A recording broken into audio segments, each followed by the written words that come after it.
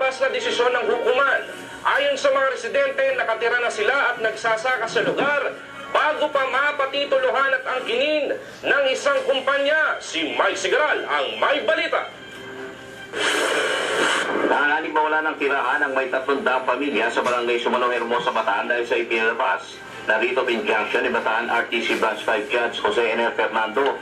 Ito ang kinumpirma sa CLTV News ng mga residente kaugnay sa lupang pinagtatalunan sa naturang barangay na may sukat na 213 hektarya. Ayon kay punong barangay Rolando Martinez at mga residente, may karapatan silang manirahan sa lugar na inaangkin naman ng Liton Properties, isang developer na siyang pinabura ng korte na may-ari ng lupain. Po namin dito sa usapin na to, yung mga nauna po sa amin dito na mga ninuno namin, Fortis pa, before pang nadeklarang barangay itong barangay na ito, nandito na sila. Samantalang yung title na sinasabi nila, 1979 lang. Ang pahayag ni Kapitan Martinez ay pinatunayan din ng dating kapitan ng barangay na si Miguel Bautista na sa ngayon ay 82 taon na. Ako nung po ako dumating dito, 1948 pa, bago liberasyon, nandito na po ako. Pero aminado ang mga residente rito na wala silang pinangahawakan dokumento na magpapatunay na may karapatan silang tumira sa mga lupang kinatitirikan ng kanilang mga bahay. Ay, hindi o. Hindi po natitituloan nito. Ito nga, nilakad nga ako namin sa Manila, ang Dar. Wala ko kaming makita ang mga katibayan nila na ito sa kanila.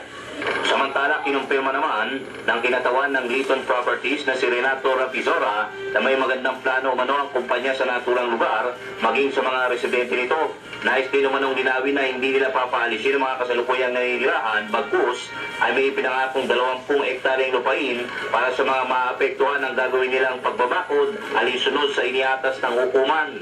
Gusto ko namin ipaabot sa mga taga-Sumalo na yung napabalita na ito'y dimulis ang mga bahay ay hindi po totoo.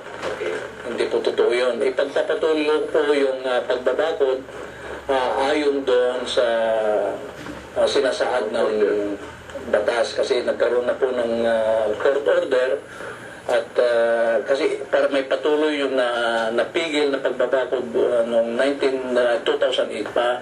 Ako si Mike Sigaral, nagulat para sa CLTV 36 Balitaan. Mahigit 100 kapulisan